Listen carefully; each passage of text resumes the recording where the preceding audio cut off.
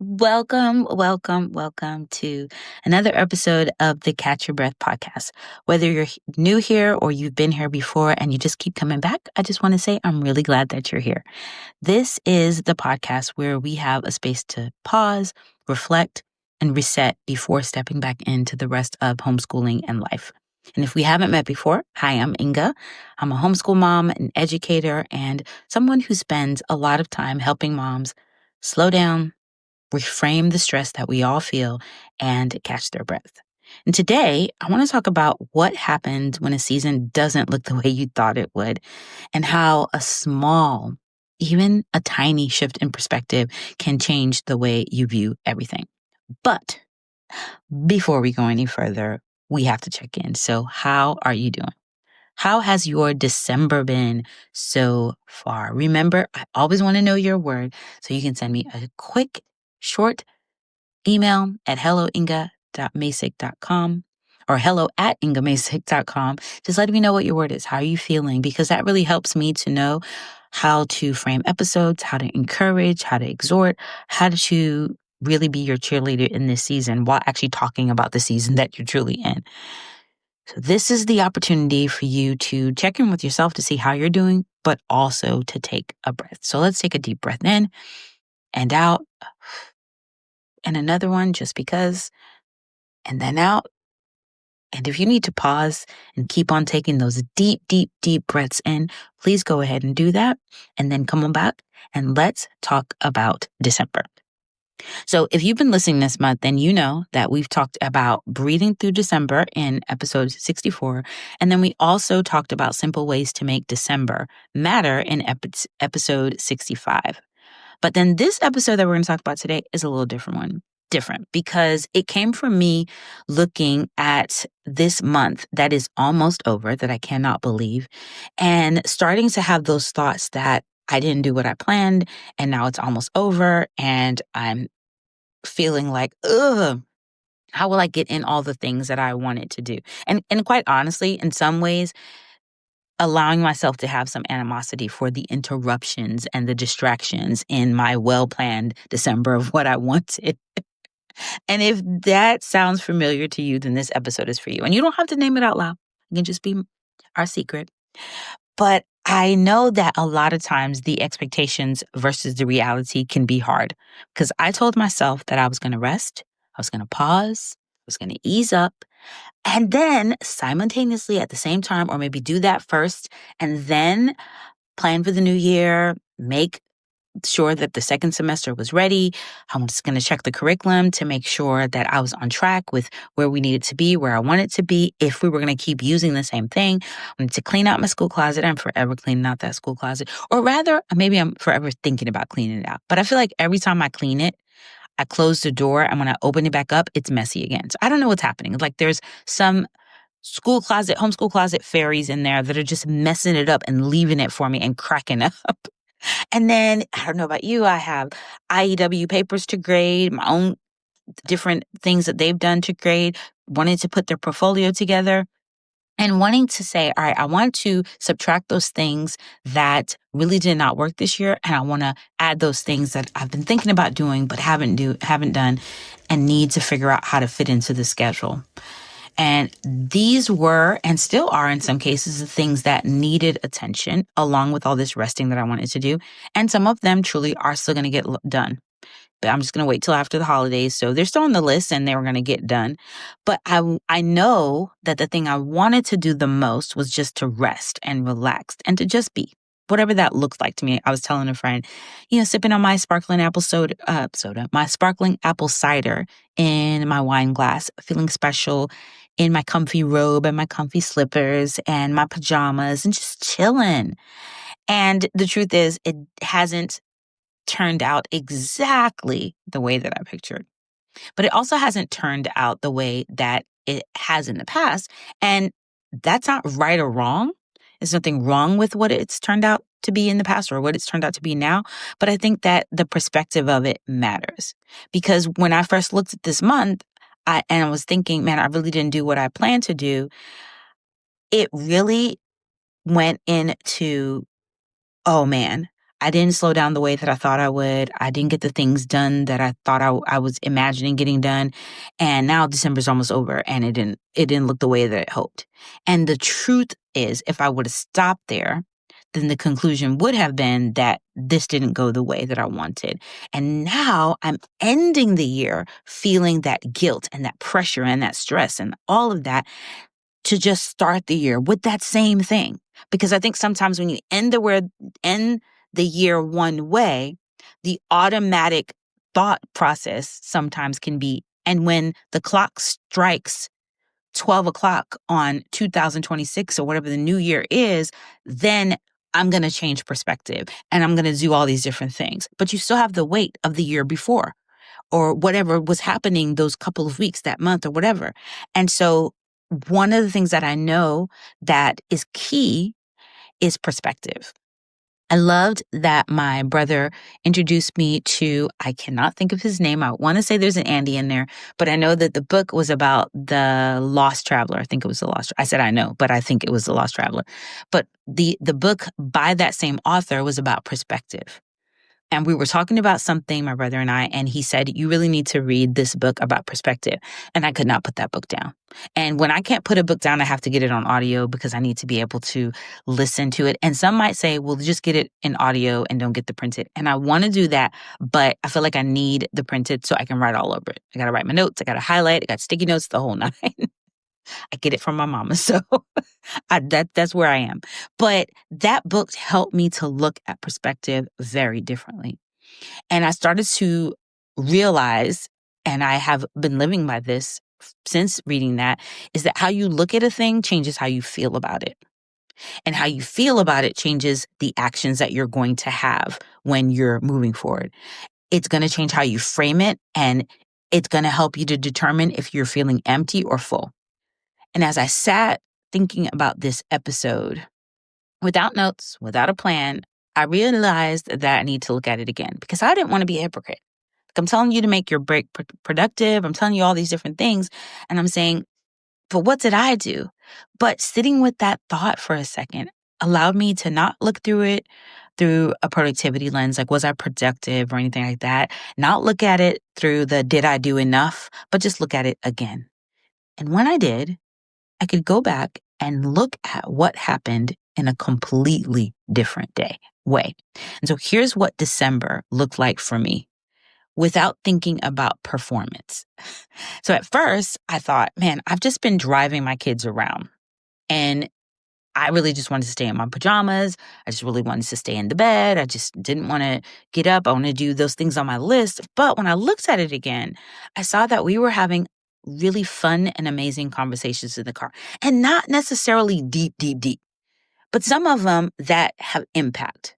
Talking to my son coming back driving to for him to take his permit test and hearing him talk about the nervousness and all that, and then driving back and just hearing him talk about the excitement that he had, but then the plans that he had and what he wanted to do and what that meant. And I could just be quiet and listen and think, man, if I stay in my feelings, if I stay in my, frustration about inconvenience or whatever it is, then I miss this. As I'm driving them to and from their friends and picking them up and the dates that they're having now, I can't even call them play dates anymore, just the outings, the hangouts. That's what it would be, the hanging out with their friends. I've realized that the conversations we've been having over and over again about building friendships and what you do and how you do it and how you cultivate it, they're paying off now. And that's exactly what I want. And then I get to be there in those moments when they're driving there with the excitement and talking about it and coming back and telling me about that. And I don't ever want to miss that because when I'm honest with myself, it brings me joy. As much as I'm thinking I had to get in the car and drive all of that, if I really change my perspective and see what's actually happening, I can see that this can be a joyful time. And there's zero guilt for the times. And that's what I'm not going to allow myself to do. And so I'm going to encourage you not to do that. There's zero times for when you're frustrated or you don't feel like being a taxi or you're doing it over and over again and you feel that frustration. No guilt there. Absolutely no guilt there. But for me in that moment to say, yeah, some of those times I don't want to do that because I just don't feel like driving. But what does that mean? What opportunities does this present? And do I have some joy in that? And so I was able to see that I did. At first, I felt like I am always cleaning because people are coming over. And this house just never gets clean because we're always cleaning. And so we can't just have somebody over without us having to clean. But then I can just pause and say, wait a minute, our home is becoming the gathering place with it, which is my dream. That's what I want. That's how I want my children to have their friends over often. I can get to see the smiles on their faces as they're cleaning up, happy because they have a purpose behind that. They're going to get to chill with their friends and they're staying up till late in the night playing games and laughing and cracking up and enjoying their childhood.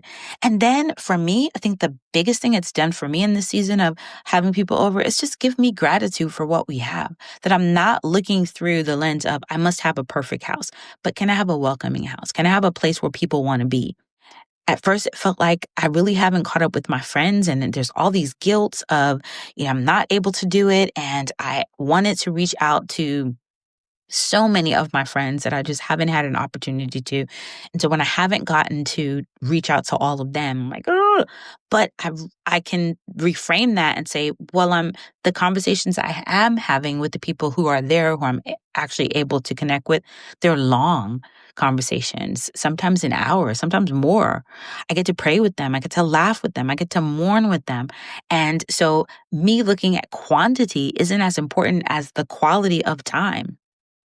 When I think about at first that I think, oh man, we didn't get to do our traditions this year. I didn't get to prep the activities. But instead I can just say, wait a minute, look at the games that are just happening. Just because somebody is saying, Mama, do you want to play Chameleon? Do you want to play? I forgot the other game that we just played that I was like, okay, this is a silly game. And sometimes, I'm like, I could just go lay in my bed, but let me go play with them. And then we end up having fun with it. And what's amazing about that is like, wait a minute, there's no prep for me. There's no pressure. Just get to be together without me having to plan. Like I love to plan our Masick Minute to Win It. So I've just said it's Masick. I'm pretty sure it comes from a whole bunch of other people. But that then is me having to go to the store, get all the stuff, try to figure it out, put one for each night. And not that that's horrible because I enjoy doing it, but we still get to have fun and I didn't have to do that. And when I think about that I had to clean out the pantry, which I've been saying I was going to do forever, and I wanted to plan it in a specific time, but I was looking for something, couldn't find it, and just started doing it then. It's like, at first, it's like, oh my goodness, this pantry is so dirty, and how does it get like this, and why are there so many things, and why is all of this? And I could just change that, put my headphones on, and just have some quiet time.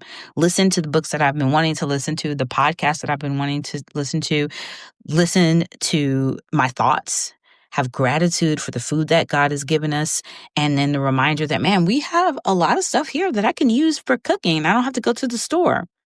And at first, it was like, man, I'm staying up so late and I'm sleeping in late because I'm staying up late and we're not getting as much done. I want to get up early in the morning and get the stuff done before they get up, but we're getting up at the same time.